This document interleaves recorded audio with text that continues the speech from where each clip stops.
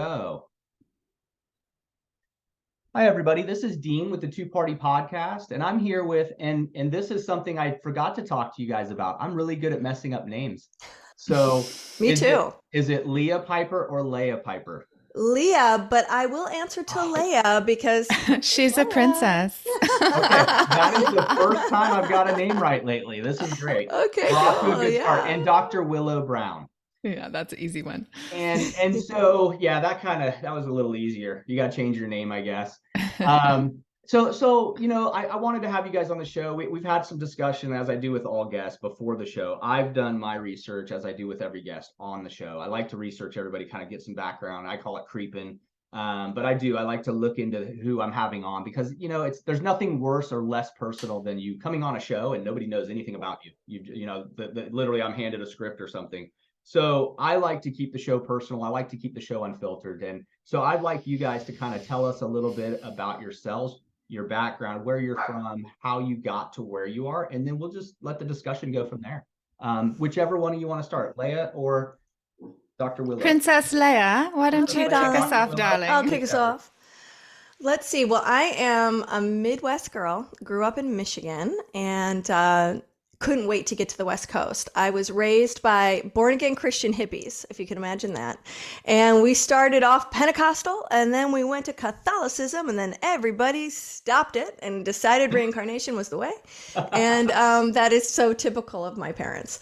And so the West is the best. And I did not go the traditional route like all of my friends at the time who went to university and, got into the space of, I don't know, real life. I went and had like my real education, which was traveling across the country and following rock and roll artists, going to festivals.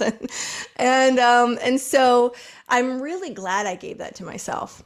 Lots of different things happened as a result of wanting to go to the college of life and see the country and travel and have adventures, and then start to pursue, a future by studying something that I thought I could be good at. So right about the time I was looking at either opening up a flower shop, because I was a florist at the time, or going back to school, I met this couple. And they were very cool. I really dug them right away. And we started to talk about Tantra. And early on, when I was a senior in high school, just graduating, I fell in love for the first time. And it was with this, of course, a bongo drummer. And and I was so head over heels in love with this guy. Oh my God. So you can just imagine like my heart ripping out of my chest when he left one day. But he left all of his artwork and all of his books. And I was, going through things, and I found this book, Tantra, the Art of Conscious Loving. And when I read this book, it was like a eureka moment, because I had no idea that what we were doing sexually were things that he learned in a book. Right. Because it was such a profound experience for me. And so I start traveling across the country, and I'm meeting all these people, and I've got this book, and every time I start dating somebody, I give them the book and hope that they read it. No one ever read the book, unfortunately. By the time I was reading the book out loud to them, usually the relationship was kaput. Right. So anyways, I found this couple, and she had been a Tantra teacher working one-on-one with people for about 8 years at that time. And I had no idea you could do that as a profession. Yeah. So she encouraged me to start looking at schools who were teaching people to be teachers. And that's how I got started studying Tantra yoga, specifically more of the sexual healing aspects of the art of conscious loving. And it just catapulted me into the stratosphere. It was like a homecoming. I had found my calling. And I think that's interesting because, a lot of people don't, I don't know, maybe traditionally, I'm 46 years old, be 47 next month. I think traditionally just growing up, like I think we touched a little bit about it. Like I learned through like Dr. Ruth, it was like sneaking to watch that. But I think like sex has always just had this like kind of this little cloud thing. And you learned about it through your mistakes with maybe in your younger days as a juvenile playing, dating girls. And then or older, but either way, I think there's always been the stigma like, oh, we don't talk about it. It's not like you said, you're having to look for a school to learn about these practices that one of my exes she was into I think it's Vishnu, and then she did tantric as well. She was instructor. So I kind of got deeper into that with that situation. Cause again, my mom was kind of an old school hippie. I grew up that way, but I never really understood or got into it. I always thought, well, that's Right. mom, she's weird. But as that one relationship went on, like I learned quite a bit. And Cool. it did open my mind to the fact that like, it's okay to talk about sex. It's okay to actually, for lack of a better term, not to be like the stereotypical douchebag guy, but like to actually learn about sex, to actually like, I'm not trying to perfect my game to have sex, but to actually be better with the person you're with, to have that relationship. That's what really compelled me. It was taking a look at sex as if it were an art form, taking a look, and I wanted to swim in the deep end. I wanted to have like this deeper experience because my foundation was pretty spiritual. I mean, as religious as my parents floated in and out of things. Yep. The feeling that there was something bigger than myself that I could always rely on was something I treasured. Yeah. What I didn't treasure was all of the rules that were different for boys and girls, because my brother had one set of rules and I had another set of rules. And so there was a feeling that I had to suppress or deny my horniness. So it was like, only boys can be horny. Yeah. And we have to protect the women because there's so much danger out there. And it really screwed me up. I mean, I really rebelled against that. And I think it used to be like, I agree with that because like, okay, so I have 11 brothers and sisters, one of which is my actual blood sister that we grew up together, but the others my dad was a very busy man, and not very responsible. Okay. But at the end of the day, he didn't know the art of non-ejaculation. Correct. No, and he about protection either. Like he didn't care. So, but my sister, it was a different set of rules because my sister, it was like, hey, you can get pregnant and you can this and you can that. And for me, my mom, like for me, I always felt like my mom was like, yeah, get out there, son, sow your oats, And I'm like, whoa, hey, that's cool and all, but kind of wow, that's kind of weird, but. And also just throwing you to the winds, like figure it out as you go with no education and no sense of like, what does it mean to tune into a woman's, or a man, depending on your sexual orientation, but to really listen to a partner and their body language and what's turning them on and what's not turning them on, what's causing them to freeze up. I think that's probably one of the biggest things that young men are missing, and women too, but just that listening piece. And I think nowadays, especially and this is something I talked with another guest on. I haven't released the content of that show, but we talked about the new porn culture, and that really just decimated the actual the practice and the closeness, the peacefulness of being in a relationship one-on-one and actually learning about your partner. Because it literally, you have this like crazy stigma that porn has created. Not that there's, again, pleasure in porn and the way you handle your business is yours, but it's really a lot of people, and we were discussing on this show before, I haven't released, but it literally has kind of created a stigma. Like people think like it's hit it or get it, or and that's all there is to sex anymore. And it's parents need to like let their kids know porn is entertainment, but it's not real life. And it's not education either. This is not a place to learn. It's a place to get off, but it's not a place. It's not real life. Unfortunately, it really it causes these dopamine hits and these endorphin hits, and those are literally drugs inside of your body. Like we've got these hormones that act as drugs, and so they become very addicting. And then it basically short circuits your neurotransmitters for like real life interaction.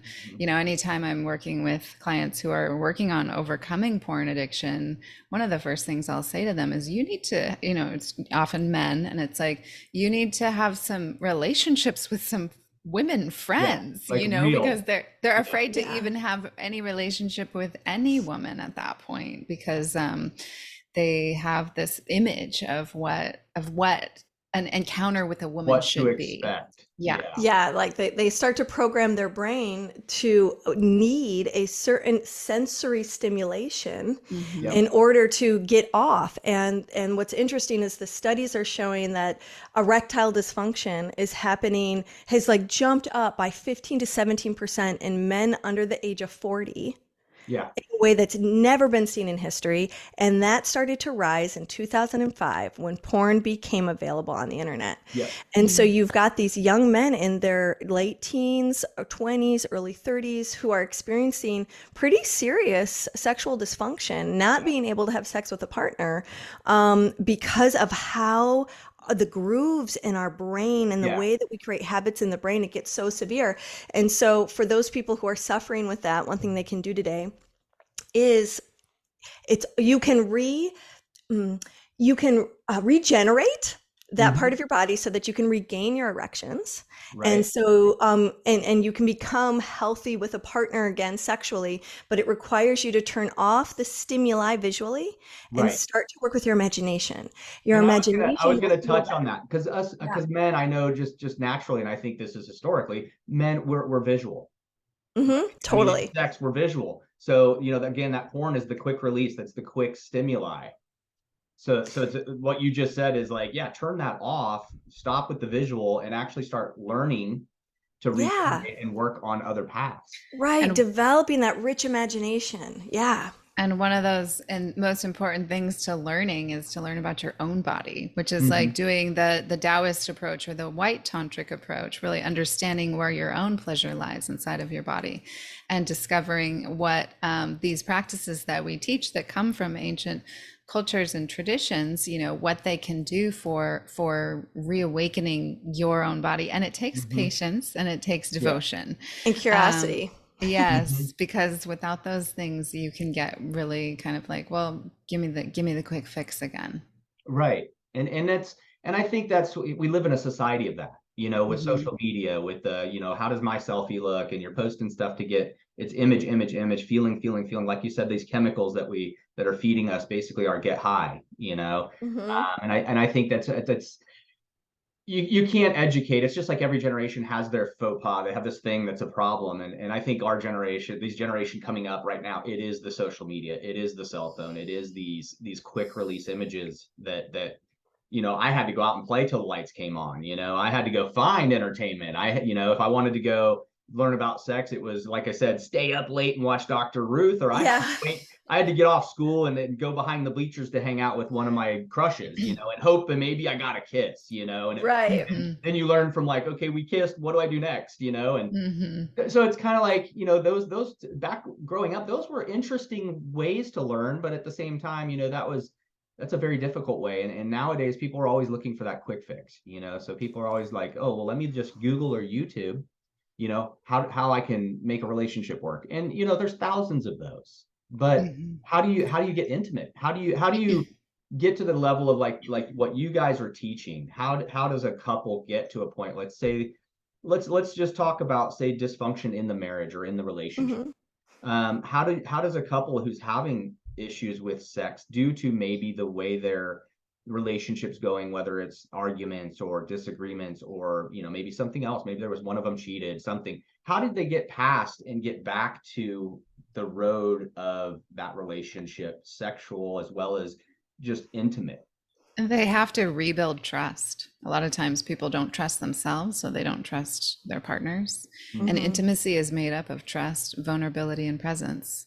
And without those three things in place, trust being the most important, and trusting of self, meaning that no matter what happens on the outside, my husband cheated on me, left me, whatever, I trust that no matter what happens in the outer world, which I have no control over, I'm going to be able to come back to my center and my core and get even more into a state of love with my own inner beloved, with myself, the big self. Yep. And so that piece, I feel like trust of self is probably one of these, underlying foundational pieces that's missing. Yeah. It's not talked about. We talk about trusting other all the time, but we don't talk about what it feels like. How do you know when you trust yourself? Yeah. How do you know when you're on the right path to that? What does that look like? What does that feel like? How do you respond to the world when you have that? How does the world respond to you when you're the type of person who's developed really strong self-trust as sort of a foundation? So sometimes it means doing some separate work and getting right with that. I think the other thing I would add to what Willow said is one of the things I think we really screw up in our culture sexually is that we take it too seriously. We get to this place where we're either passing or we're failing because we make orgasm the goal. And trust me, we teach people how to have incredible orgasms. That's I think everybody is. People. We got techniques of the ones, dude. to give you for the best great orgasms, all different kinds. Yeah. And I think that should be the goal, but there's so much more to getting there. It's kind of like the going from A to B. You want to go to C so that you can have B in between. There should be some enjoyment in between, not just a go here to here. Well, there should be playfulness. There There should be lightheartedness. Yeah. This is like this is the playground for adults. This is where we get in the sandbox together and get curious. And what is the wet sand versus the dry sand? What do we do with this? And don't put it in some places. Yeah, don't put it that sand doesn't need to go there. Exactly. And when you have like a goal or an outcome, like orgasm being a goal, it takes you away from the present moment. It futurizes the whole situation. So then you're not actually being present with this particular touch down the side of the neck or behind the ear. You're not, and that's where that presence piece comes in, and the vulnerability. So when you have that level of trust with yourself, then you can open your heart. Then no matter what happens, you'll be okay. So you can really open your heart and be vulnerable and show your true self. I mean, we hear from women all the time, I've never really had a man see me before. And it was like, well, have you really ever shown a man yourself before? Most haven't, because doesn't feel safe. And then presence comes. Presence is an organic result of this cycle of trust and vulnerability. When you lay your heart out on the table and somebody else picks it up and responds, then you're creating this cycle of trust and vulnerability between two people. So ideally, we should be getting to the place inside of ourselves where we're looking for opportunities to be vulnerable, which is the opposite of what most people are doing. I was going to say most people aren't thinking that. They're saying, hey, I need to put these Let me go the other way. Yeah, well, defense is there. And I think exactly what both of you just said just reminds me of like traditional counseling, where they say, you got to work on yourself first, because you're not going to be able to help anyone else unless you're good. And I think that's what we hear a lot in the world is, make sure you get yourself right before you can fix anyone else. And sometimes I think it's like you just said, it's getting to know yourself. I spent many years, my background, we touched a little before we started recording, but I've been through addiction. I've been through alcoholism. I've been through abuse, trauma, sexual abuse as a child. I've been through so many horrific things. I've been in counseling most of my life growing up. And some of those things, that's all what I always heard. It was just, you gotta be right. You gotta get yourself right. If you're not right, you're no good to anyone else. And some of that helped, and some of that kind of hurt. It almost made the abuse and trauma even worse, because it's like, oh, look, we don't have a way to help you and fix you, but we're telling you to fix yourself before you're gonna be right. And for years I struggled with, oh my gosh, I'm just going to be a hot mess because they don't have the answer. I don't have the answer. I'm just going to do this. What actually took place in my life was about 2012. I actually just put down the drugs, put down the alcohol, literally just started looking in the mirror. Like, who is this person I fear? Who is this person I hate? Who is this person who I have lived with that I have to wake up and not want to look at? Who's this person that's done things that made me feel guilty, insecure, these fears that were put upon me, whether I did them to myself or the abusers of my childhood did these things? How long do I have to wear these clothes of abuse? How long do I have to be a victim? When do I heal? And I literally in 2012 started a journey of healing, started a journey of getting past all this BS. I really Yeah, well done. And so what did you find out? What I found out, what's the answer to that question? Well, it's weird because there's been so many. And what I have found out is it's okay to love the mess that I am. Yeah. I think what I profoundly found out of all of this mess of a life of 46 years is that the mess that I've always thought I was is not really a mess. It's an individual who has worked through and lived through environmental changes and disasters and still was strong enough to overcome and want to be better. And so when I look in the mirror now, I see a person who's lovable. I see a person who is a giving father. I see a person who's a great husband. I see a person who can be a friend. I see a person who can look in the mirror and say to themselves, now it's okay to feel. It's okay to love. It's okay to hurt. It's okay to be sad. It's okay to embrace emotions that when you were younger, you didn't even understand. And nobody wanted to tell me how. I love this. Permission to be human. Yes, exactly. Yeah, and I didn't know that. To me, it was like, you were sexually abused. You're not supposed to talk about it. Your dad was a homicidal maniac who murdered people. You're not allowed to talk about it. These are all like my background, my childhood was so ugly. Like the counselors buried our folders. It was just that horrific. And it's like, no, you're not allowed to talk about that. Because of that, you're just stigmatized as you're going to grow up and be horrible. God. And it's like, no, I fought and I challenged through all that and said no. And like I said, something clicked. Maybe it was just getting off the drugs and alcohol, but whatever it was in 2012, it clicked. And I said to myself, I deserve to live. I deserve to be happy. I deserve to be able to live without drugs and alcohol, and be able to look myself in the mirror and be able to face my challenges and my ups, my downs, my faults. The funny thing is, as we talk today in this interview, relationships were a fail for me. Whether it was on, previous to that, whether it was personally my fault in that relationship, which it's always both parties in some way. So whether it was my part to play or it was theirs, either way, I never had a successful relationship.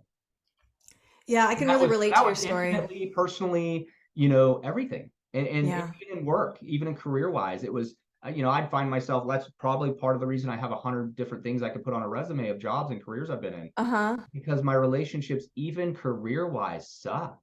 They were so bad.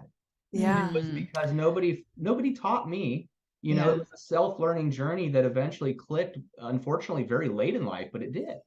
Yeah. I mean, well, and look at you now relating to all different kinds of people all around the world. I mean, it's a testament to the strength that we do have inside, all of resiliency. The resilience that we all really do have inside. And in the face of adversity, that's where we grow the strongest. And sounds like you spent most of your life in a lot of adversity. And, what I heard you saying was you really brought these more, as you went through your healing journey, you brought more of these feminine qualities more forward inside of yourself, which allowed you to become more whole.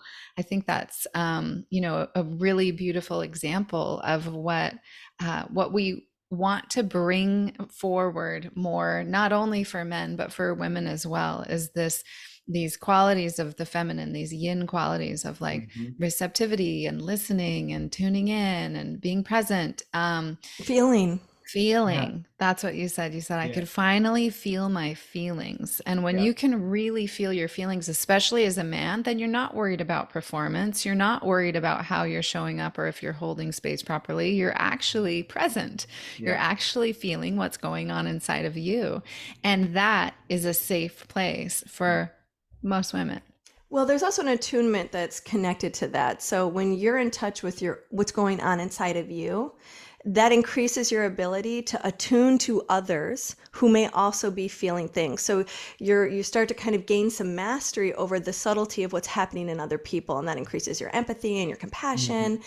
And one of the things I was saying earlier about this dysfunction that we have around passing or failing in bed, because if the goal is always orgasm and you don't have an orgasm, then that means something about me. I'm not successful. I'm not good. I'm inadequate. I knew it.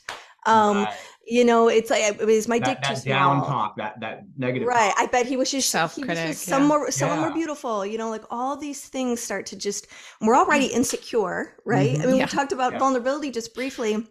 Vulnerability actually translates to woundable. Exactly. No wonder it is so scary, because it's like we're opening up our guts and we're going, don't run. I hope you like what you see. Don't hurt. They're my guts. You probably won't. I'm wide open. Don't hurt me. But what we don't know, what our insecure parts don't know, is that we are our most lovable. We are the most beautiful when we are vulnerable, because then we're being real. We're not masking ourselves. We're not tying ourselves up into a pretzel. We're there and we're raw and we're saying, love me. I hope I'm scared. I'm not lovable. I hope you'll love me. And when we take that risk and we really show that unguarded part of ourselves, oh my God, like there you are, you're so gorgeous. You're so beautiful. And that's when we start to realize that there's more important places to go than coming. Coming's fabulous. But we're missing the boat. Never met an orgasm I didn't like. But that doesn't mean I'm going to have one every time. Right. But so when we make it about love, if the goal is love, orgasms follow. Right. The orgasm will follow. And you can have really raunchy, hard, dirty love if you want. It doesn't mean it's got to always be like romantic. Sweet romantic. We want you to have variety. We want you to have fast food sex and gourmet sex, but and dirty sex. But the idea is that the essence is still connected to love. And when we have that connected to love, then hopefully we can become even more connected to playfulness. Because I don't know about the two of you, but I've had to have some like recovery in order to remember how to play. This serious adult stuff, adulting feels very responsible, and there's it's high a lot risk, of and we moving got to pieces. succeed. Yeah. And we forget how to be like these playful kids, and adults need it just as much as children do. And sex, like Willow said, this is the place where we can actually dive in deep. And so for couples who are trying to make their way back to each other, it's like, how do we have fun together? How do we dream again together? What kind of adventure can we go on? We need to create shared experiences that give us a sense of shared meaning.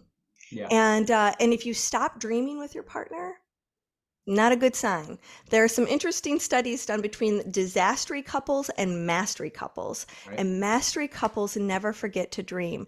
And it's something as simple as, hey, if we had all the money in the world, how would you redesign this bathroom? You know? Yeah. And I think open dialogue and communication, my wife all the time, I can't express how much I love my wife, because she supports the crazy that's me. You know, she supports when I'm starting a new business. I've owned so many businesses, I've lost count. She's like, oh, what are we doing now? What do you? But she supports it, as crazy as it may sound. And I'm always like, well, what part of this do you want to play? And she's like, yeah, it's all you. I don't want nothing to do with it. I'm good.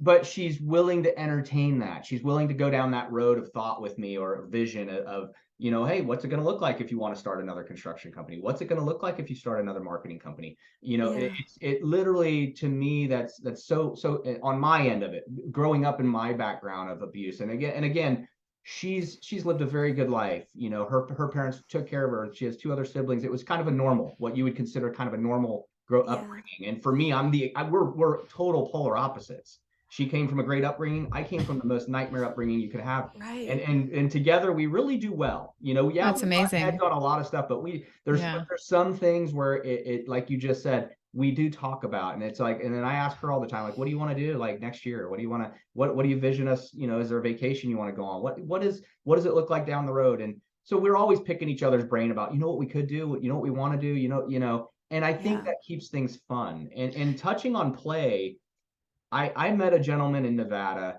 I ended up, these people kind of adopted me. I was out there working and I got sick. I ended up flying back there to work, and I got COVID, and I was down for like a week. These people like fed me. They took care of me. I was living in a travel trailer. So I literally started calling them mom and dad. So in the middle of this place, I didn't know anybody. I started calling these people mom and dad. Well, come to find out, this guy and her, very into tantric, very into all kinds of modern, or I guess not so much modern, but into everything other than religion. Like that's kind of his way of putting it, was like, you know, religion is what it is. It's not us. But the guy was, I guess the best way to put it, just one of the best philosophers I've heard of or talked to or engaged in years. So he was the whole time I'm there, him and her were hitting me with all this wisdom, all this just really wise talk. And you know, here I am in the middle of Nevada, away from my family, miserable for a couple months, and working every day. And I'd come home, and in the evening it was relaxing and refreshing because this guy would hit me with some knowledge.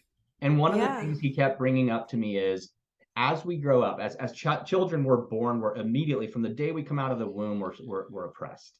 We're immediately told, you know, you can't cry. Stop crying. Here's a bottle. Take this and put it in your mouth. Stop crying. Stop feeling. Stop, you know. And then as you get older, as a toddler, it's kind of the same thing. You're being kind of conditioned to where what is right and wrong as a toddler, you know.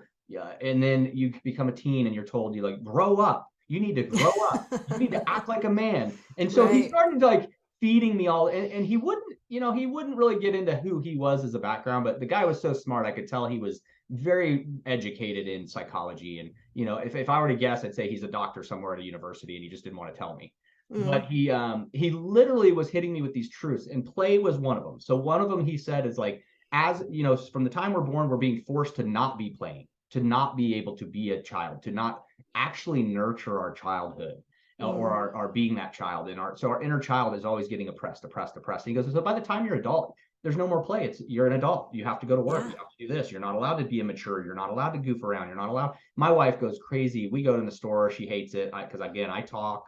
She gets embarrassed. I'll walk up to a perfect stranger, make a joke in public, and she's like, "Oh my gosh, you don't know what they're doing. How dare you do that?" And I do it to everyone because I like to have fun. And she's like, "You got to stop that." And to me, like, no, I don't. That's as long as I'm not intentionally hurting or meaning to hurt. Like to me, I'm not doing it because it's fun for me. I'm doing it to try to brighten their day.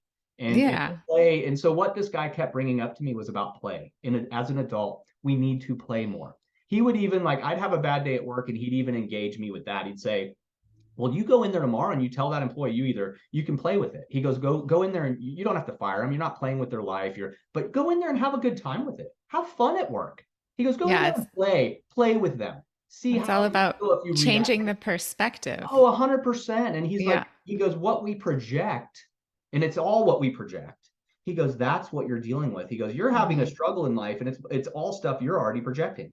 Right. You're expecting. So a lot of that play thing that he was talking about kind of fits exactly what you just said. We need to play. And as adults, as you said, Dr. Willow, the bedroom, our partner, that's adult play. That's the time to really play and get to know each other and ourselves. Yeah. And, you know, really explore and do things that are completely ridiculous and silly, like crawl around on the ground and act like tigers together, you know, like do something that is like, get out of your element, go get in some water together, like literally go out to the woods together, get out of the environment, change your element. That's really helpful to help change your perspective, especially when you're feeling locked in with another person and their perspective. And it's like, I'm trying to change mine, but they're not changing theirs. So like, I'm still stuck, you know? But there's so much that you can play with. I think also having just a conversation with your partner and going, you know, I want us to grow together as a couple. I want us to grow in our wisdom and in our love and in our intimacy. And, you know, we tend to turn away from each other instead of towards each other when we're hurting. Right. What would it be like if we committed to turning towards each other and beginning a new habit where we challenge ourselves when we are separate from love, when we are separate from connection, when we are separate from even ourselves or a higher power, whatever you believe in, that those are all ding, ding, dings. Okay, I'm going to challenge myself right now. How quickly can I come back to love? How quickly can I come back to love? Which is also get off it. Get off of being right. Get off of being the victim. Get off of the self-centered obsession over everything we feel and everything that's happening to us. And there's actually so much pain and swirling around all those ruminating thoughts of just how bad everything is. And sometimes we need to kind of pull ourselves out of that. Go serve somebody means go help someone else. Correct. And then come back home from there and realize that you've got a lot more space inside of yourself to really be present, to see your partner's good intentions, even if flawed, and permission to be human. And to also not expect, I think one of my biggest healing experiences also having come from some childhood sexual abuse, Steen, and I know Willow's had her own sexual trauma as she came of age. There was a time when my self-loathing was so immense. It was taking up all of the space in my head. And there was no way I was going to live the life I most dreamed, the life I most wanted, if I didn't do something about this awful voice that said cruel things to me, things I would never utter to another human being. Oh my God, that's how mean it was. And I finally just had to come and reckon with all of that and talk back to those thoughts and create a ritual that helped me recover from what felt like such broken self-esteem. You know, that feeling of going, I'm never going to be loved. I am so unworthy of love. I'm so hideous. Who would ever love this? And to like confront that. And that's where the solo work really comes in. My experience has been, there's been 3 things I really need in life. And one is something that men have. There's something in men that hold the key to a part of my essential self. And so when a man is present for me, holds space for me, is willing to see me and all of me, something opens and flowers. And the same thing is true with a sister. You know, sometimes I need a woman to stand in that post and see me and see all of me Right. And that unlocks a part of my essential self. And then there's some things that only I can do. No one can give Is it it almost like a validation? Is it almost Well, we're really remembering like, oh, tribal. I'm whole. Yeah, we I've always been are whole. as I humans, thought I was broken. we're I'm not tribal broken. people, and we Yeah. really need each other. Like we Yeah. really Yeah. need to be Other seen. people We matter. need to be It's witnessed. the balance. It's Yeah, the, you know, it's we male and cannot female do it all balance, on our right? own. And depending on right. how we protect ourselves, we might think that we need to be able to do it all on our own, if that's our Right. pattern and our way of living in life. And that, you know, separates us even more and keeps us even more pain. So Isolation. Leah, isolation. So Leah getting that. Excuse me. That's all right. Leah getting that insight that she needs she needs men to be able to see her and witness her in that place, and women as well. Go on with your other things, Leah. Well, just that, like, I was at that time in my life, I wanted, being a cisgendered woman, I really wanted a man to come in and rescue. Like, just tell me everything I long to hear so I'll fucking believe it. Just tell me, like, where is he and why won't he come in and just take this pain away? And when that was not showing up, and it was not showing up, and it was not showing up, I realized, like, it's not going to show up unless I do this part. Right. Like, I actually have to skip the middleman. I got to go straight to source. I got to go straight in here. I have to actually build a new relationship to how I see myself. Sometimes that's scary. It's totally scary. Always. It's pretty much always scary. It's always scary. But I found, if you're scared out there, you're normal. Yes, right.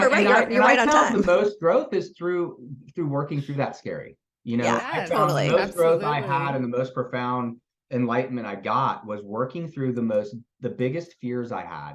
The things that made me most scared. You know, I didn't talk about sexual abuse in my life for decades because I was afraid I was a man. Yeah. And I'm not supposed to talk about, that's a weakness. That's again, like we talked about vulnerability. Oh my God, what are my friends and family going to think if I talk about myself being abused sexually?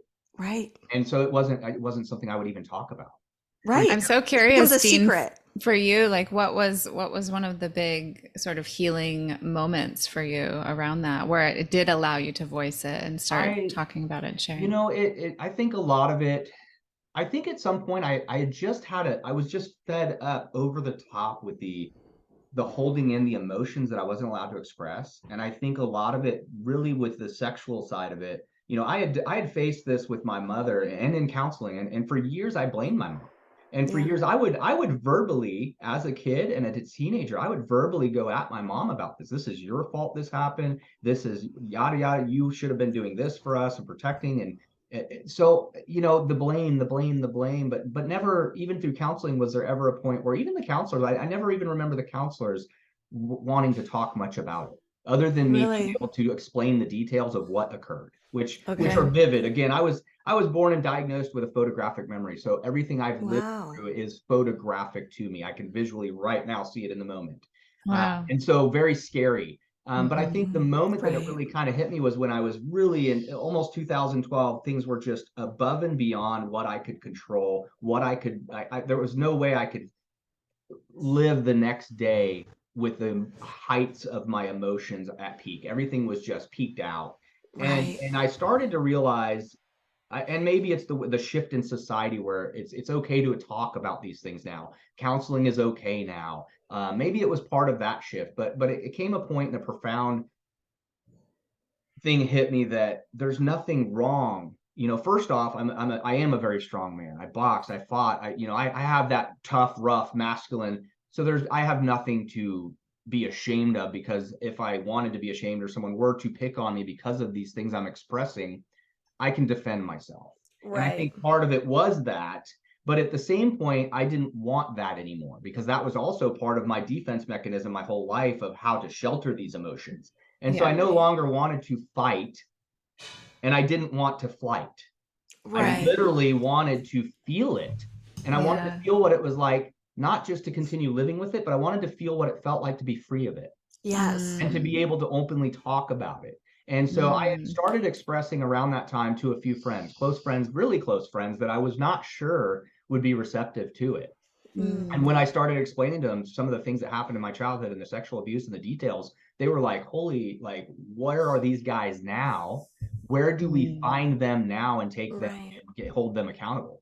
Yeah. And I'm like, well, I personally through my life have followed them. I know where their mom passed away. I know where one of them lives. The other one I believe is dead now. But these are, do I go down that road?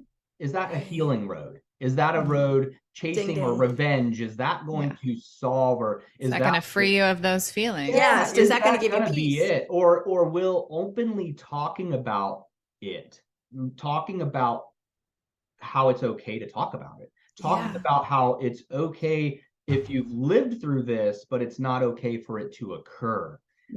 Those were the parts where I think it profoundly started hitting me that it was acceptable for me to start opening up. And it was acceptable for me to talk as a man, because other men probably are out there that have been sexually abused. They say 1 in 4 boys, 1 in 4, 1 in 3 girls. Yeah.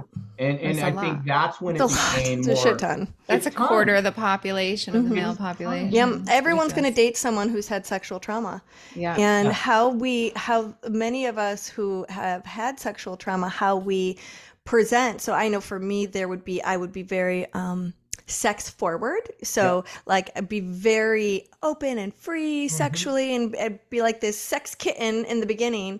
And then the more I got safe in the relationship, the more I would withdraw from sexuality. Right. And so not understanding why that was happening, or why that seemed to be a pattern in every relationship and cause hurt and confusion in myself and them. But it was like I would lead in with going, I'm this. And then I would start withdrawing. And so, we do all sorts of different things. We start to shut down when we've had, especially when our brains are developing and we're being sexually harmed at a young age. This does some interesting wires up in here. And so to be able to understand what a partner needs, or how to show up for a partner, how to hold them in their presence when they're afraid, and you being that safe anchor. I mean, what a gift you give them, but it's also a profound gift you give yourself when you can be there for someone else's hurt and stand in this place of shining back to them who they really are, that you're not broken. You just forgot you were whole, and come back home to yourself. And do you know how beautiful you are in this moment? And thank you so much for trusting me. And there's so many ways that we can show up that's not complicated to be a sexual healer for our partner, to bring that kind of love. And it just requires a little bit of skills that we can all learn. And it doesn't replace therapy, and it doesn't replace medical attention. But there's so much medicine that sex can provide. I think there's so much. I don't think there's ever, and I think this is where part of, my research and my journey has taken me, is there's never enough. There's never enough doctors and therapy and medicine you can get and knowledge you can get. And once I started really diving into who I was and looking in the mirror, like I started finding out, every minute I'm distracted by a new this, a new that, a self-improvement of this. There's never enough. Like you just said, there, the medical's there, the therapy's there, like it's not, but it's not meant to replace. It's meant to add to your tools to becoming whole. Yeah, and really you've got to develop a whole practice. What you just touched on that was beautiful is you forgot that you were whole. Yeah. And that's something that I've kept in the back of my mind too, is I knew I was whole. Yeah. All along. But I didn't feel whole. And in this big giant world. Because you were never really given a chance to be, to feel it, until you gave yourself that chance to feel it. And that's a practice is whole. That has to be developed. Yeah, but we go through things that fracture us. Correct. But it doesn't break us. And I think that's the thing that's important. The fracturing is real. Yep. The feeling of suppression is real. Yep. The feeling of why me? All of that can be real. But what is also, it's not an either or. You can be fractured and whole at the same time. Yeah. In fact, and you can be put back take together. You even more into your wholeness. Yes. Because you find out what you're made of. You find out what you are capable of when you go through these dark nights of the soul. You really just get to discover new levels and layers inside of your own soul, and then it gets you closer to your soul purpose. Like, why are you here on this planet? Or why did this happen to me?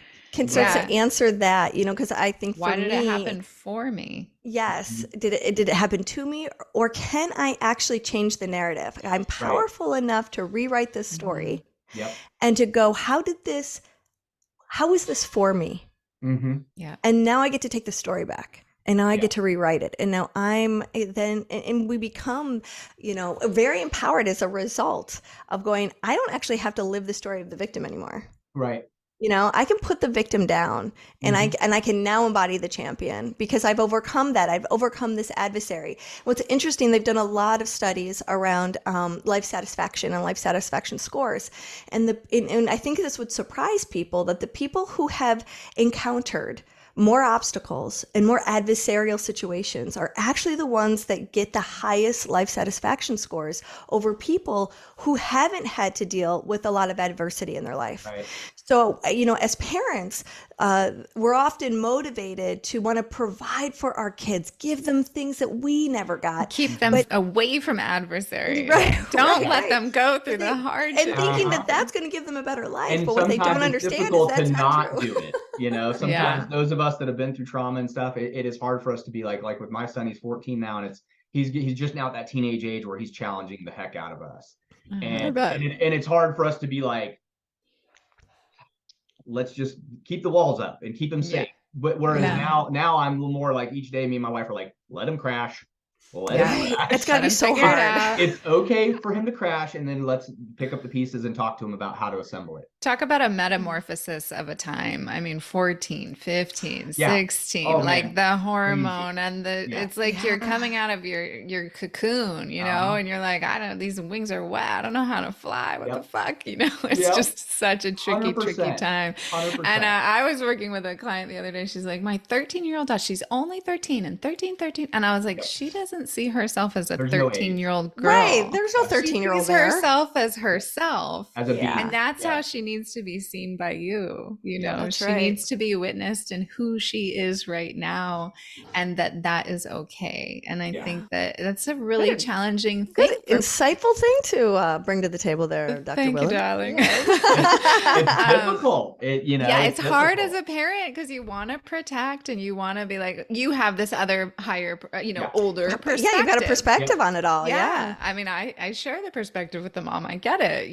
but it's like, I also know what it was like to be a teenager who was hugely misunderstood, which then sent me down a track, which led me to my sexual trauma, and took me on a track where I was like hanging out with the wrong crowds and doing the wrong things, and what bada boom, bada bing, date, rape, and pregnancy at 19, and so that was my big like turnaround where I had to go into healing after that, and thank God for that experience. Like, I'm so viscerally grateful for that whole time, even though it was one of the hardest times I went through in my early adult life.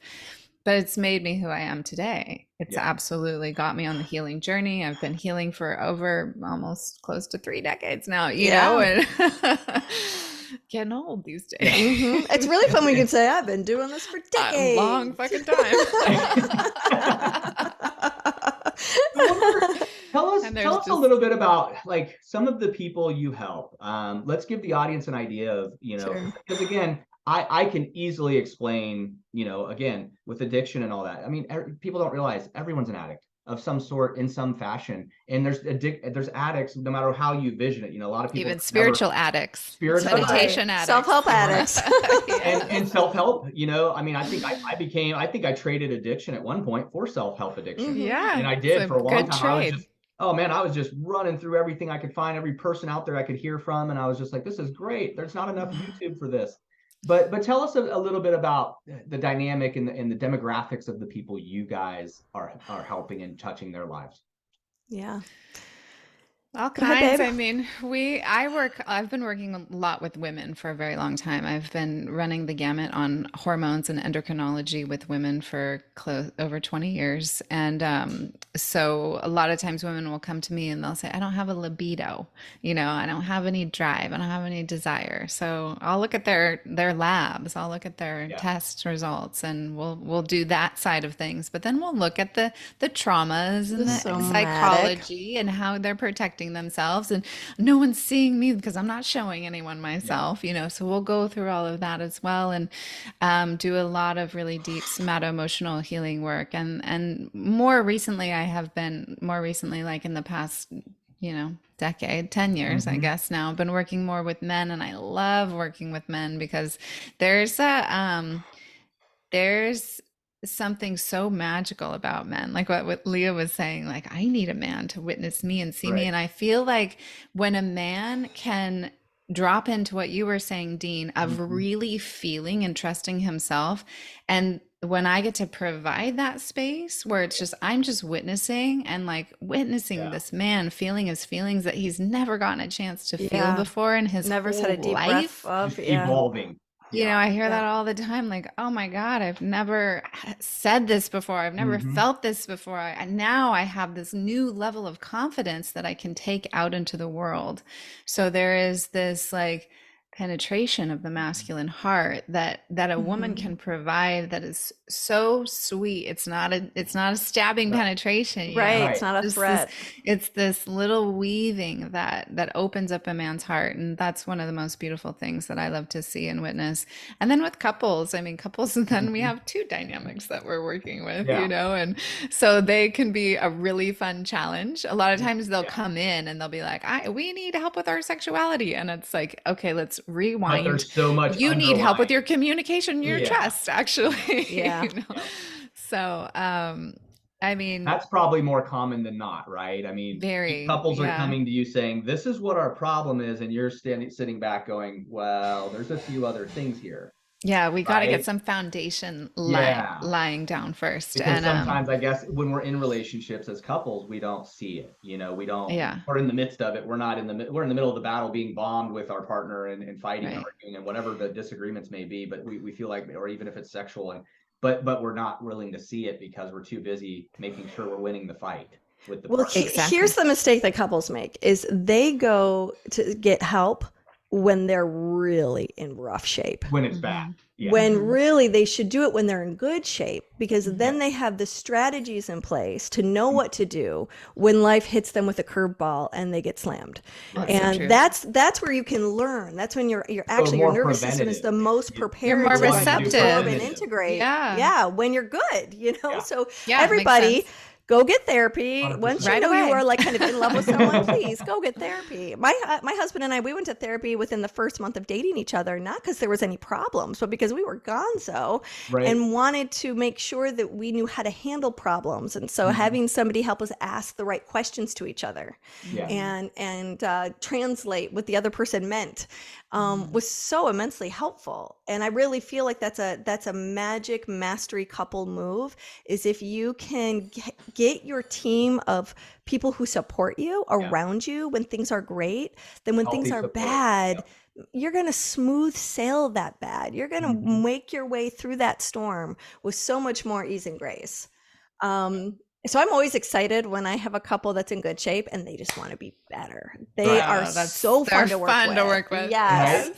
Yeah. And you can take them so much further, it's like, because in our baskets, it's like, there's this world of opportunity, but a lot of times people only get to like the first quarter of the basket and then they're like, okay. And they flit off to something else. Right. But if they're coming in already like practicing Tantra or already having a good relationship, great communication, great trust inside of themselves and with each other, then they get to experience the top half of the basket. It's a lot of fun. Yeah, because when you're showing up in curiosity versus judgment, and here's like a quick hack for the audience out there, is when you notice that you're in a place in your partnership that you're not happy with, catch yourself judging. Right. Are you judging them? Are you judging yourself? Are you judging the coupledom that you are? Yeah. And instead, some people switch that to curiosity. As that three-part facet. Right. Yes. I've found that speaking with other people and other relationships and friends, like, it's us, them, but there's not three. It's my wife and I, or I did this and she did this. Yeah. But there's never that, let's talk about the union. Yes. Yeah, the third party union. Because the relationship has its own needs, wants, and desires, aside from the two people having the relationship. And so, And so when I can go, God, he's such an asshole. And I go, okay, let me get curious about that. He's such an asshole. Wow, how is he not an asshole? Isn't that interesting? That I just think he's such an asshole. So Right. now it's like I'm switching that Next thing judgment you to know, you're something that's a drawing little more pictures of him as introspective. an asshole. Right, right. I wonder what it'd be like to stick my finger in his asshole. Well, asshole. Next What kind of response would he get then? Right. And Yep. so this is how we can actually walk ourselves out of hell, because judgment represents closed. Mm-hmm. And when we feel closed, we're separate. And when we're separate, we're actually depressed and we're suppressed. Right. And so when we can start to unfold things, it can be simple. It's as much as it's like, okay, how can I go from closed to open? Well, what opens me? Right. And now I need to go do that. For me, fresh cut flowers opens me. Right. You know, and so I'm going to put flowers in the room to absorb that negative energy. Yeah. And I every time I see them, it represents beauty, and it represents a part of me that wants to blossom and draws flower. you out. Yeah. Yeah. Yeah. And so it's like looking for what opens me, what closes me, what opens me, what closes me. Mm-hmm. And orgasm in and of itself is a series of opening and closing, right. It's pulsation, right? Yeah. So it's like we open and we contract, and so being easy with ourselves and each other, that we are going to contract. And we are going to open, and we're going to try. Yeah, it's just nature's it's a way. part of life. Yeah. And then that extends some gentleness to one another. You can really hang your hat on it. If you're going through a contraction in life, if you're going through an ebb, you are going to have a flow afterwards. Yeah. And the problem is, most people, when they're in an ebb, they're sitting in anxiety and stress because there's not enough flow. And then when the flow comes, they don't have the reserve. They don't have the energy for that flow, because the ebb is the time to replenish, to bring energy back into your body, to rest. And so it's so hard. I mean, I'm in one right now, and it's so hard. It's not the glamorous, sexy, sparkly phase, right? Yeah. It's the phase that's like, I just need to let go, to release, and to clear, and to recalibrate. Who am I after everything that I've let go and cleared? You know, what's my truth now? My truth is different than it was before, because I just let go of some heavy shit, you know? So now I'm in my truth, and I'm got to rest into that and become that, so that when that next round of flow comes forward, I've got the reserves for it. I've got the chi for it. Yeah. And so people have to like learn how to, this is part of the resiliency, is learn how to be with their tenderness, learn how to be with their pain, because right now how do I know I'm supposed to be feeling it? Because I fucking feel it. You know, and so it's being able to stay in this moment right now with all of me, and I'm scared. I don't know how to do it, you know? And so then it's just like, okay, we'll just take another breath. Right. Yeah. Can you just take another breath? Yeah. And make some sound on the exhale. Right. God damn it. Exactly. Feel it. And I think that's what I was just going to touch on, like, that we talked about earlier is, you know, with me, just feeling emotion again. You know, when it was 2012 hit and I was going through that, like, just feeling like, whether it was scared, fear, sadness, disappointment, like whatever it was, it's okay to take that emotion, that feeling, and embrace it, understand yourself in it and how you deal with it, and how that emotion triggers you forward or backwards. But it's not, and I had a counselor bring this to my attention one time when I was going through a really hard time. He said, pick up your lawn chair and keep moving. What you do when you're in depression is you set your lawn chair down and you relax. He said, stop doing that. Stop making a camp in the middle of depression, and make your camp in a nice, beautiful place. He said, so pick your chair up and get moving. Like, but so it's okay. It's okay to embrace these emotions and live through them. It's not okay to sit and sulk in them. Yes, it's important to feel the emotions so that you're not spiritually bypassing what's actually happening for you as a human being, because we are emotional beings. Exactly, that's right. There's medicine inside of that emotion for you. That's there's medicine in pain as well. Yeah, that's gonna bring you into more wholeness. But then you've got to also rise above all that emotion and humanness, and see that, like, all of this is impermanent. All of this is going to change, even this body and that, all of it. None of it's going to stay. There is this other place, this non-dualistic place that is steady. And it really lives in the heart. So if you can drop your mind into your heart and connect to this sort of pure consciousness, or this all-pervading oneness, this non-dualistic space or state of being, where you're suspending your likes and your dislikes, you're suspending what you think is good and bad, you're suspending your judgment. Yeah. You know, even, I mean, we would all agree that pedophilism is bad, right? That's obvious. 100%, of course. And it's still a judgment. Yeah, and hurt people hurt people. And Yes. so we're not going to solve the problem by staying in our judgment. Correct. We're going to actually we have to we have to keep looking behind the curtain. Yeah. And if we stay stuck, no one's moving towards the curtain. Yep. That's why So curiosity is so key. So it's not an either or. Yes, we have to actually be present to the feeling that's arising in the now and give ourselves a full chance to go, what is this? How does it feel and where do I feel it?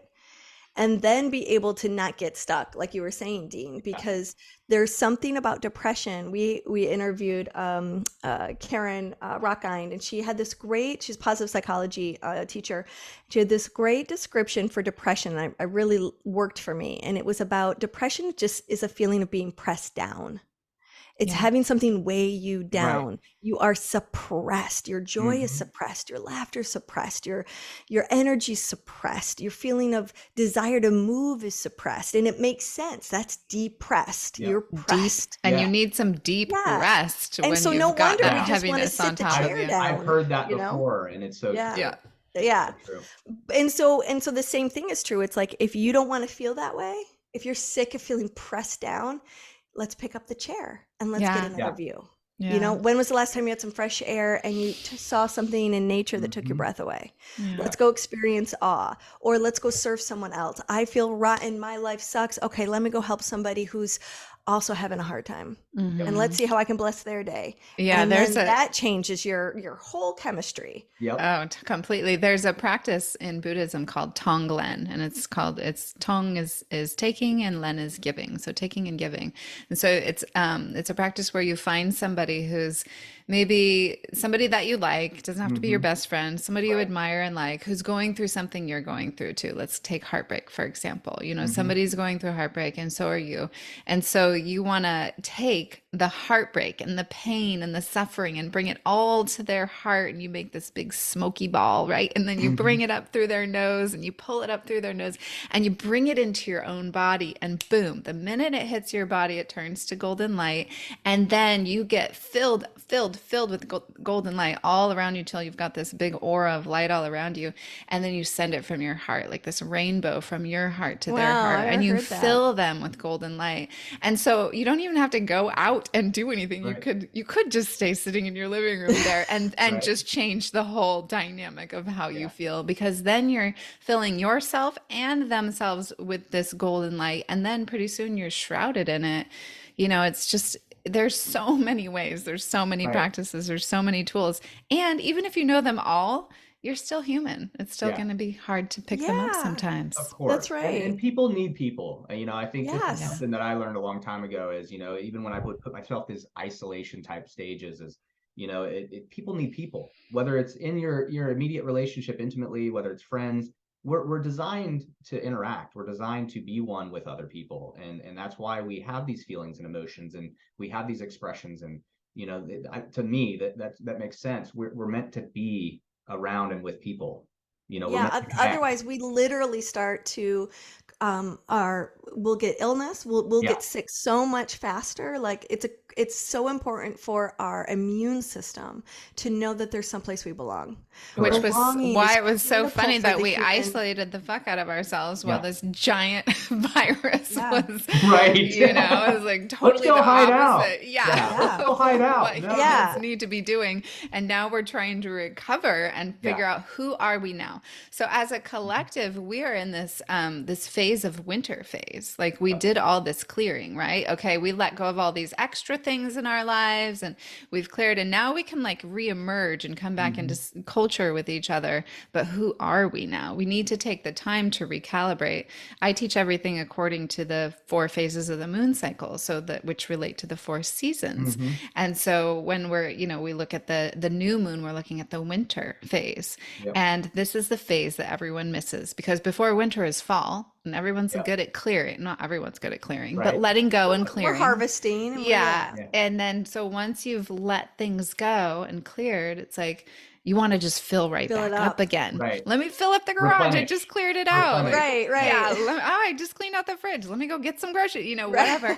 We don't take the time to be in the hibernation. Emptiness. The emptiness, the recalibration time, which is where this is the most yin of all of the seasons, of all of the phases of the moon cycle. It relates to the new moon in the sky. If you're a woman who has a menstrual period, it relates to the time when you're bleeding, right? So it's that deep rest time. And when we do take the time to recalibrate, this is where creative energy is born from. So this comes organically and naturally. Then spring comes around. There's that flow, that sparkly, exciting time. And we have the energy for it. And the inspiration came from that deep yin tide, that deep yin time. That's where sexuality is born from. And we get into these sexual experiences and it's like, I got to perform. We got to get to some goal. And we don't ever pause in the middle of a sexual experience and just take the time to feel. I have a question for you on that. Okay. So let's say someone is, you know, because we live in a culture where we're like, do. I mean, I am so get caught up in this. I rarely take time for winter. It almost feels intolerable for me. Maybe it's my loathing of the cold. I don't know. Run relate with me on that one. I think I was meant to be a bird and fly south. Right. So like, how do you help someone actually increase their tolerance for being able to sit more still and to be more contemplative and not rush to fill because we think it's going to feel better. How do you support someone in their tolerance of the winter? That's such a good question. I would say it's about being with what you're feeling, like being with what you're feeling and then seeing that that's not true either, that that's actually just a concept. It's a belief. It's an idea. Yeah. And it's just a fear that you can't tolerate it, but you can. Yes, exactly. And then when you're like looking at it from that witness point of view, and then that takes more time and focus to like stay in that witness point of view. So that's one of the ways that I'm like really trying to bring this winter phase more forward in a lot of my clients' lives. It's like, you know, you're just going to want to rush out and get the next thing, but you're going to miss the medicine of winter. Yeah. If you don't just be and sit and just be okay with not knowing, be okay with the mystery, be okay with the uncertainty, be okay with the doubt. It's not comfortable. It's not comfortable because our culture doesn't value it and we were never taught how to do it. Right. Yeah. I think too, like one thing that we're not really taught the concept of is this process of savoring, where you take a moment, because you can savor the past, you can savor something that's happening right now, and you can savor what's to come, right? Maybe you've got like a vacation you're so excited about, or, you know, right now I'm gonna eat some oranges and some yogurt shortly, and then there's, you know, how all the stuff you got done during the summer and the spring and during the fall, and you know, to sit back and go, wow, that I accomplished that, and to enjoy and to actually like enjoy the fruit that you've worked so hard, like take a minute and take it all in. Yeah. And see what you've had to let go of in order to become who you are today. Because we just go straight to the next goal. Yeah. And what you've had to also create in order to become who you are at this point. And in order to become who you want to be at the next point or whatever, you need time and space to integrate. Yeah. You're missing the integration boat. Yes. Ding, ding, ding. Yeah. Yeah. And I think, you know, I mean, that's just down to the basics, the layman terms. I mean, building a house, you know, me being my background, I mean, you have to have a strong foundation. Exactly. Which takes the most time. Yeah. And you have to have the strong, you know, a lot of people always forget that once you got the foundation to put this amazing structure up, then you have carpenters come in and do the supports, you know, and so again, taking time to allow to fill in, to transition and get these things put in place. Right. Build the building. Yeah. You don't put the foundation on, throw some 2x4s up and put a roof on. That's right. You don't start putting the windows in before you have the walls. Exactly. You know, that's a pretty ugly building if it sticks in a roof, you know? Exactly. And so, there is that it's important to fill those things in. You know, the foundation's always number one. And then after that, to build upon that, there's more pieces, and each one of those pieces is just as important to create what you're trying to create. You know, you can't just build the building, leave the windows out. You can't build the building, leave the walls out. You know, it's so important to make sure when you reach the point of finishing the building, it's completed. Yeah. And I think that's as humans, our body, our minds, our spirit, everything. It's a great metaphor. I love the building Yeah, metaphor. I come from a totally. family of builders, and so I use it a lot because always, even you're in the town you're living in, you'll see like, oh, they're doing a new building on that plot of land, and you'll see, gosh, when are they going to start the building? Meanwhile, they're trying to get the permits and lay the foundation, the groundwork, and then all of a sudden one day you're like, oh, there's a building there overnight. You drive by and it's going up. Yeah, it's quick. Like once the foundation, which is the most important part, is the hard part, takes the longest. Then it just pops right up. Yeah, it's so funny that you guys are mentioning this because I came from a family of real estate agents, and they'll tell you all about the foundation and why you shouldn't buy that house. What's good and bad. Yeah. Well, that's an important thing to know when you're buying that foundation if you're going to buy that house. Well, and on that note, you don't want the quick sale. You want to have your home inspector come through. You want to have them check the property, make sure it's good. Same with your body. I mean, you want to make sure spiritually, physically, mentally, you're ready for the storms. You're ready. You don't want to sell yourself short on who you can be or who you can be to other people, especially your spouse or whoever you're in a relationship, physically, mentally. Yeah, your close, intimate people. Yeah, you need to make sure you're selling something that's worth the value. I mean, I always look at relationships these days as my wife is investing in me as much as I'm investing in her.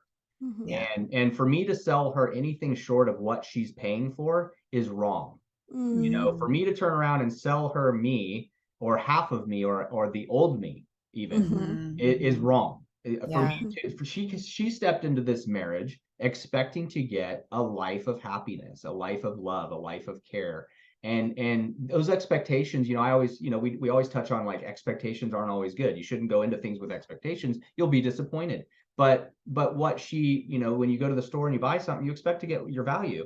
When she stepped into this marriage, she expected to get some value out of what I brought to the table. Yeah, or she wanted to rely on there was value. And likewise, I saw the same when I came to her.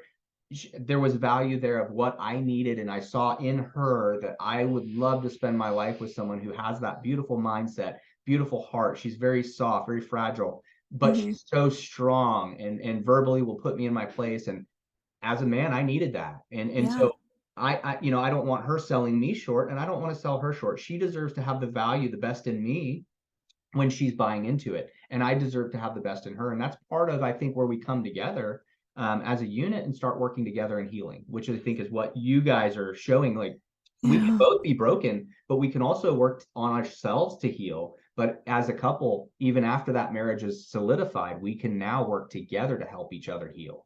Yeah, and it's just an uncovering. We lose ourselves. We even lose ourselves in relationships. But it's not actually lost. It's just covered up. Right. So together you can go and start to peel back, the things that you covered up, because that's just part of life. And how wonderful to have a best friend to do it with, someone that you can like trust and challenge yourself with and grow with. Who wants those same things. I think the thing that makes our work unique as compared to other therapeutic processes is the fact that we take it to the body. Right. So it's important for those of us who are questioners, and I'm a questioner. I'm not going to do a meditation because you say breathe this way. I want to know why this meditation is going to give me this, that, and the other thing. Like, give me more. I want to be. That's how I get my all in. So we have to meet sort of the intellect. But really, where the magic happens, where the growth happens, where the transformation happens is all through taking the knowledge and then embodying it, taking it into your body and having the practice, and then watching what transforms as a result of that. And that actually increases our ability to be trusted out there in the world, because when someone is in their body, they're all the way in. And you can believe their word. Because it's happening, because it comes from their body. It's not just up here, or it's not out there. It's all the way in. You can validate it more. And bodies are scary because sometimes they really hurt. And so I don't blame anyone for wanting to avoid being in their body. You know, there's a good reason for that. Right. But we incarnated in one, so we might as well just go ahead and occupy it and confront that. Deal with it, right. Because that's where pleasure lives. That's where ecstasy lives. That's where some of the bliss to be had that will help heal our weary soul, because frankly, life is hard. It's contractive and it is expansive. And then when those contractions come in, it makes our soul so weary and tired. But that's where pleasure comes in. We've been given this gift. Here's this well of love and pleasure. Come have an orgasm. I'll help you feel better. So we shouldn't deny ourselves this birthright of ecstasy, of pleasure, of connection, of vulnerability. At the end of the day, it's an emotion we should, just like any emotion, we should dwell on it. It's an emotion we should enjoy too. Pleasure and feeling good is good. It's a good. Yes. There's yourself from guilt. Fire yourself from shame. Yeah. I mean, in Chinese medicine, we always, instead of like looking, where's the disease? Where's the broken part? Let's focus on that. We look at where's it working? What part of the body is like, has a lot of energy? And then we support that. And we move the lot of energy to the place to push out the disease and the discomfort. And what Leah is saying, this embodiment of pleasure and this embodiment of being worthy of experiencing pleasure, it really allows you to make the practices that we teach your own. And that's really our goal. We want you to be the teacher within your relationship. We want you to be the sexologist, the observer of your own sexual energy, who, what worked for you 2 weeks ago might not work for you now. So why not? And who are you now? And what's the data? And how does it need to shift? I was going to say, almost be the scientist and experience. Yes, totally. Be the ologist lab of your love, own baby. sexuality. Yes, we're going to do it for science, people. I love it. I love it. And I would just say, like, if someone wants to add just a little bit more magic into their life right now, whether that's just how they treat themselves, if they're single or in a relationship, is find the like mundane, ordinary things and see how you can make them more of a ritual. So we've got habits and we've got rituals. Yeah. A habit is we brush our teeth. Yep. But this morning, how about you put the toothpaste on your partner's toothbrush so when they come into the bathroom, it's all ready for them? That's calling it a ritual. That's creating just a little bit of magic. Something as simple as just putting the toothpaste on your partner's toothbrush to surprise them in the morning.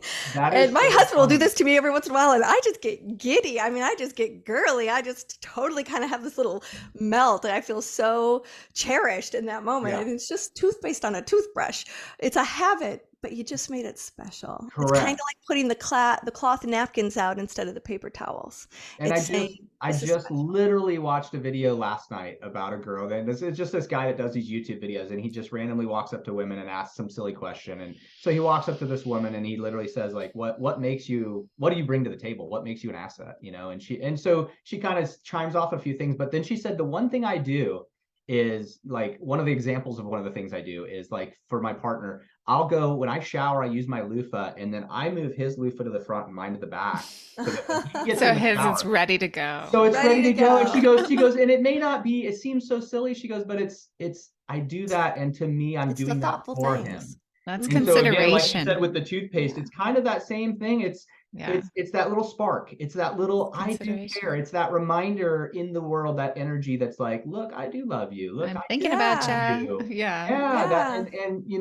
Little things like that, whether it's in our intimate relationships, even outside of our intimate relationships in the world. We speak a lot on the show about, I speak a lot about legacies. We think about what is our life legacy. And I talk a lot about what a legacy to me means. To me, since 2012, my legacy is daily. I don't have a lifetime legacy. I'm not looking forward to what Dean did at 90.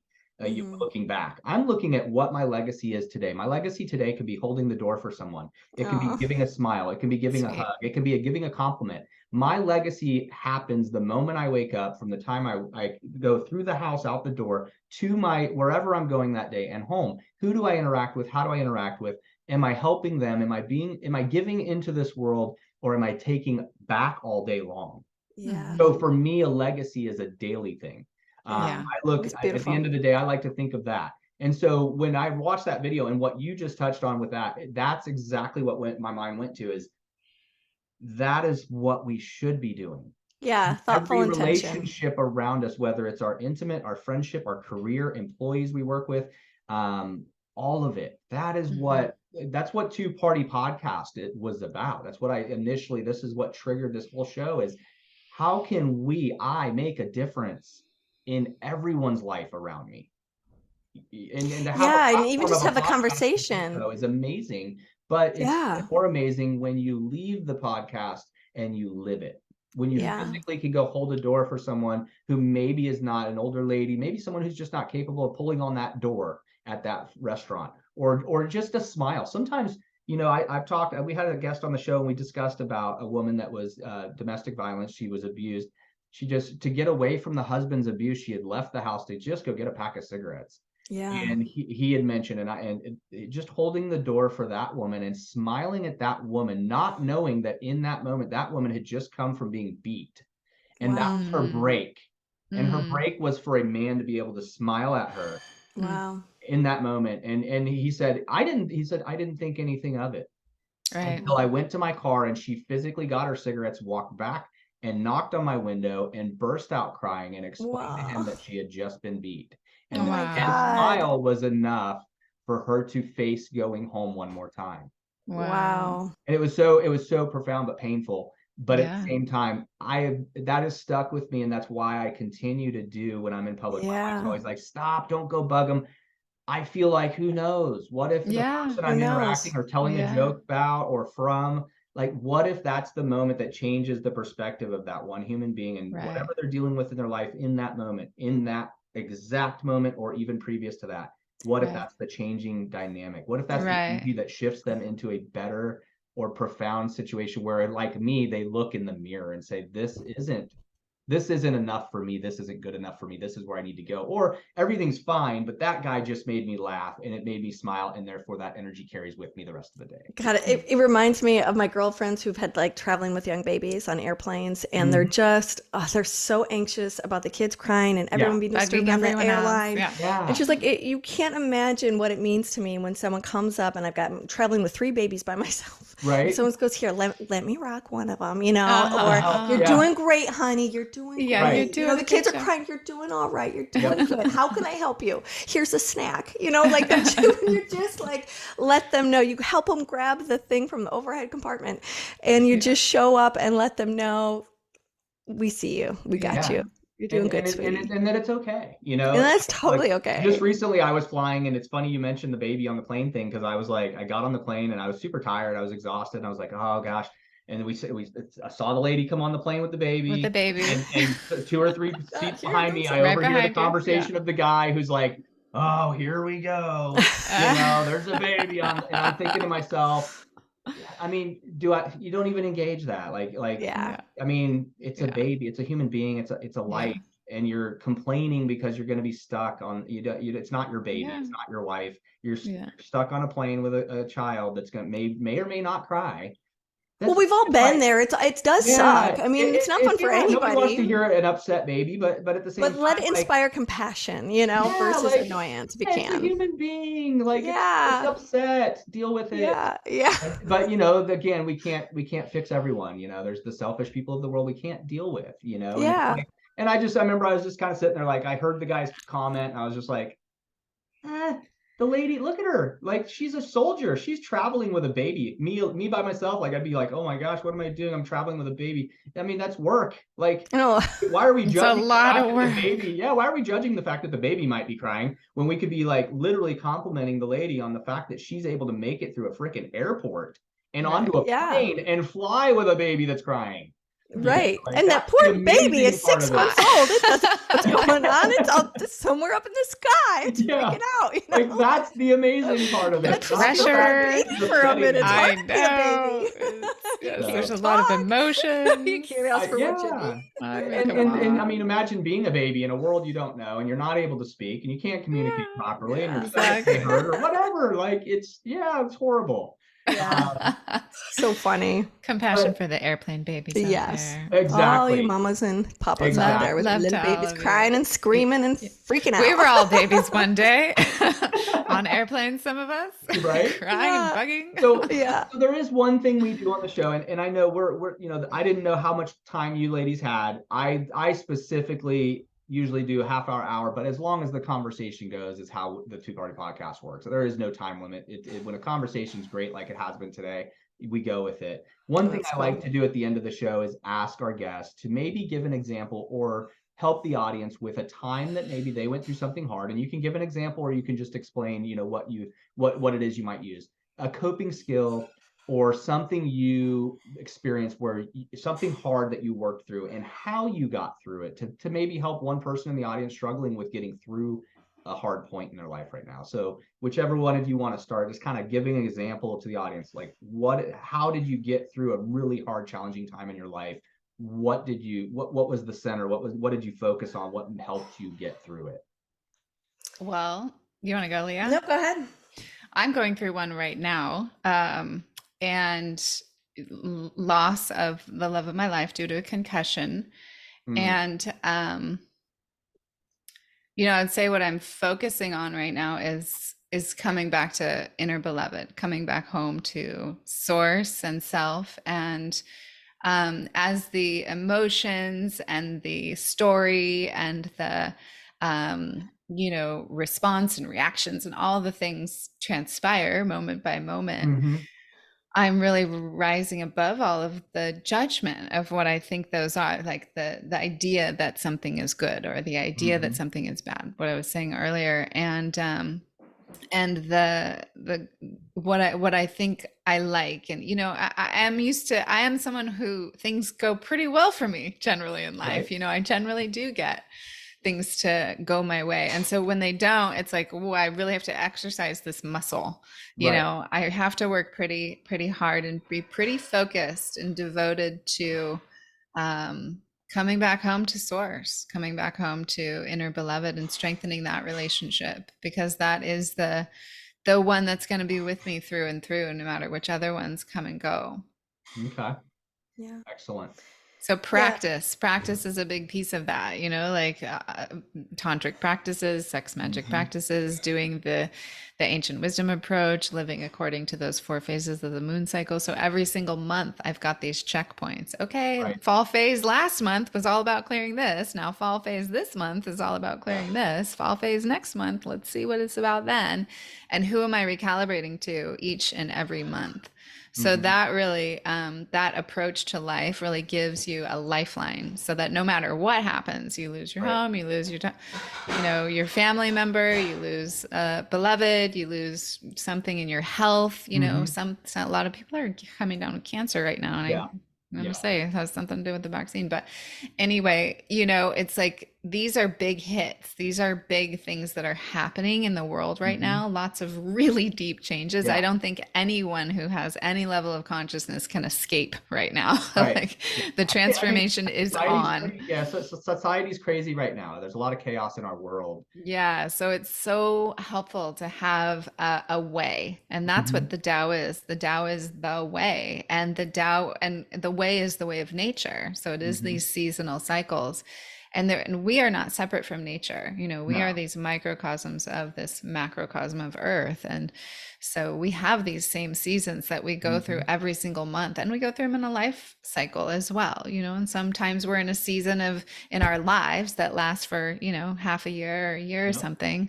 But then it's so helpful to be focusing in, like for me, for example, right now, I'm in more of this winter phase myself right now, fall, winter, letting go, clearing, and like, who am I now, that that's not there. And so using that time to discover, and to use that medicine to be ready for whatever's next to come, and having faith that the flow is on its way. Do you want to share what you're going to be doing later today? In the spirit of this, a tool that you're going to play? Yeah. So I feel like you got put on the spot there. I did. Well, I just think it's such a good idea that other people would benefit from knowing it. So one of the practices that I'm going to do today is an anger release session where I get a whole bunch of big pieces of paper, like big Hmm. butcher paper that's easy to tear. And for me, I need to write to get in tune with the anger. And so Okay. I'll just be writing. I got some big fat pens and I'm just going to write Right. like, I'm angry about this. I'm pissed off about this and da da da, get in Thoughts, touch with emotions, it. ideas. Yeah. Yes, and then shred the paper and Okay. shred, and I probably have these roses all over the place So too. Just make confetti, a just big confetti fucking party. mess. Yeah. Right. Yes, shred, shred, shred, and yell and scream and stomp and, get the music and have it all going and Yeah. just really get in touch with that anger. Visceral. Hmm. Yes, At and some then point in life, we were always told that that's, not to do that. Like, I don't get angry, know, don't yell, don't especially as scream. women, Yeah. our And I anger think it's usually turns important to we do. sadness, I think we which gotta yell, express. That's we again, need it's a to. human We need to emotion. get it Let it out. out. Yes, exactly. And then after that, I go for a run and then I come back and sit in the mess and just be. Yeah. That's the practice. Yeah. So there's all different kinds of practice to get you through these challenging Hurdles. times. But it's the ones that resonate and feel right for you. It hasn't felt right for me to do Right. an anger release until this particular moment. Yeah. Well, Excellent. I just want to I have so much admiration for you, Willow, for just showing up and allowing us feel the vulnerability that just even comes from your voice and you speaking it out loud and just showing up in your power that way. I feel like the sense of raw sensitivity just right there at the surface, and it looks beautiful on you. I know it's hard, but you're so beautiful. Yeah. I was going to say amazing and to do exactly what you just said, just to write things down, let it go, tear it up, sit in it. Everything except the running. I quit running years ago. Not a runner. But I tried to yeah, go for a swim this morning, but the pool wasn't open yet. right. So. I used to run 12 miles a day every day for like 6 Wow. months. I did it. I hate it. To this day, I don't like running anymore. I'm still keeping good shape, but I just Yeah. running isn't I'm my- I'll do deadlifts, but I won't be running. Right. Yeah. I'll go in our home gym. I'll go in our home gym and What work I out for love 2 about it, hours. I'm not a runner either, you guys. Right. Neither am I But someone it's who gets good. up at 5 a.m. and meditates until now. Yep. So Right. transformation is abundant these days. Every once But in a there's while, something I will about run. pumping your heart. Yeah. That's Yeah. what, especially Yep. when you're going through a heartbreak or some kind of Yeah. loss, like That pumping your circulation. heart. It's Yep. just something about it really moves the chi. You got to just Yeah. keep moving the chi. Or Right. it's gonna That's get stuck. Yeah, Yeah. I literally I gave up running. I still do. We got a treadmill at home gym, and I jump on there and I will go do 2-3 miles. Every once in a while I'll just start jogging, and I get on it and I get in this mood, and I just my body and my mind just tells me, hey, start running, and I do. And so it's not that I don't run anymore, but I'm always like, from how much I used to run, I'm always like, oh my gosh, running. but I know it's great for you. I'm in the gym. I wake up, my usual schedule. I wake up and I go straight out, and it's my therapy. I wake Yeah. up every day and I'm in our home gym before work, an hour to 2 hours every single morning. I've been doing that for 4 years. And my wife's like, what are you trying for Mr. Olympia? What's going on here? No, this is my mental health. It's mental health, baby. It is so the important best. for our brains. It starts my day off right. I used to, these guys that go to the gym after work, I'm not that guy. I go Mhm. through work and then I work so hard and I'm diligent that then I'm tired. And in the evening, I won't give myself 100%. When I wake up in the morning and I go to the gym, I spend an hour to 2 hours. And the reason why is because I will give myself 100% in that time frame. And then I'll go to work and give my 100% there. And that's what I started doing. And that's, I don't go to counseling anymore. I don't, I did that for over 20 plus years of my Right. life due to my childhood. Yeah, you could be the therapist now. Yeah, well, I try to be. And then You are, then yeah. I find myself stuck. And then I find relationships like this where I'm speaking to 2 women who are absolutely profound in their art and able to, this has been more therapeutic for me than anything. You guys have taught me so much just through your wisdom. And so again, this is where my therapy comes in. I can go work out for 2 hours and then I can talk to people who are actually knowledgeable in things and relate to things that I feel, that I know, that I need to hear. And so you guys have profoundly, this has been a therapy session for me, but that's where my therapy is these days. Now my journey and my walk is to relate to find people like you who can share your wisdom and knowledge, and it can benefit, and what apples and oranges I can pick from it and put into my basket and live. I was thinking about when you asked what was something that you went through that you were able to process and come back from. Mm-hmm. And I think for me, like healing what I needed to heal with the opposite sex, I grew up with that story, as so many have, that boys will only want you for one thing. And Right. This whole idea of there was something that got passed into my system that says guys will just use you. Mm-hmm. And so I took that, and it was like, I'm gonna beat them at that game. Right. And I'm going to be so Like impressive. challenge accepted. Yes, Right. challenge accepted. I'm Yeah. going to be the sex goddess, and Yep. I will, I'll show them who's Right. going to get used. Yep.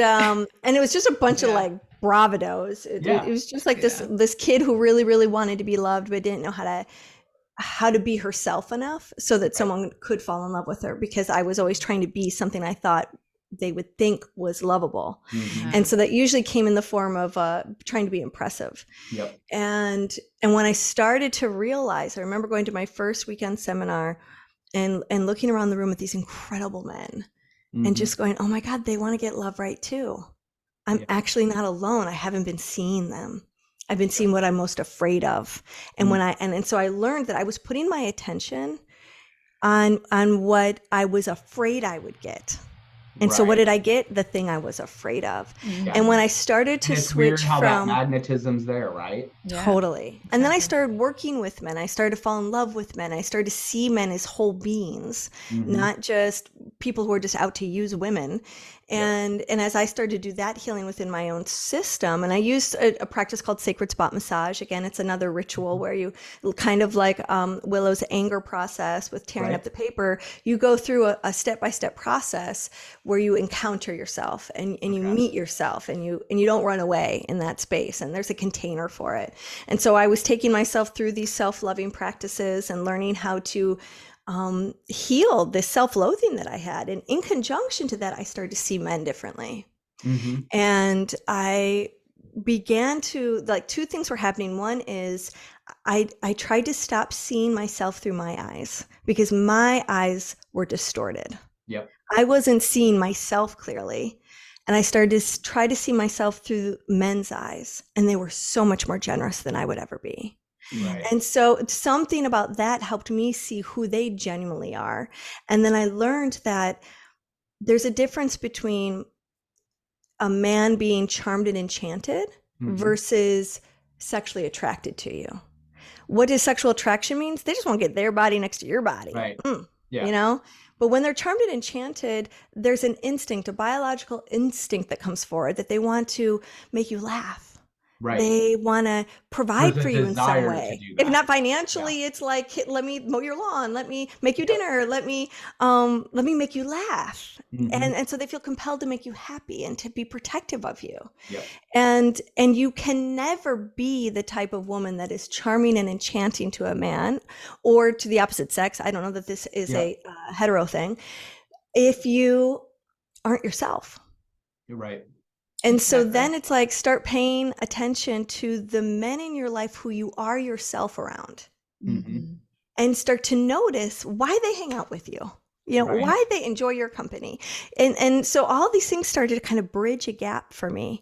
And then when I realized that I was always surrounded by awesome men, because I always put my attention on where a man was awesome.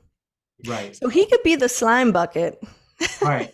Right. He could be the unconscious Yeah. dude who's kind of a schmuck that no one really respects. Yep. But I can choose to have high regard for him anyways. I can Mm-hmm. choose to see like the divinity in him. And when I put my attention there, what do I get? His greatness. If you Right. put your attention on somebody's greatness, what you'll get is their greatness. If you put your attention on their shortcomings, on their Right. failures, on their stuff, then what Yeah. you're going to get is all those things. Right. And it really helped me in my relationship to the masculine, and to be in right relationship to the masculine, and to be able to put my hands on their bodies and to hold them and to see them and to reflect back to them, especially when it comes from the sexual realm.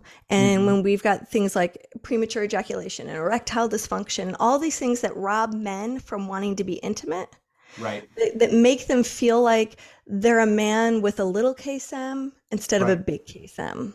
Yeah. And to be able to show them that, no, you are a man with a capital M all Mhm. day long. that is who you are. Yeah. This is who you're growing into. And to sort of now then come and scoop under their insecurities, especially the ones that have more sexual insecurity, and put the healing balm there. Yeah. And beckon them to come into their fullness. Right. That's been the biggest privilege of my career, is being able to learn how to unconditionally love men, and by doing so, unconditionally love myself. And yeah, I think we can end the war of the sexes by just shifting our attention. Yeah. And I think we're past time, right? I mean, I think it's time for us to really embrace that women are powerful and needed. Men are powerful and needed, not in a masculine way, but in an emotional way. They both complement each other, and the world does revolve around that complement, that when it comes together, it is the most profound and peaceful place. Healthy, when it comes together, healthy. And I think that's where we're past due for that. You're right. I mean, it's time specifically around sexuality. For the battle of the sexes. It's time for it to be a coming together.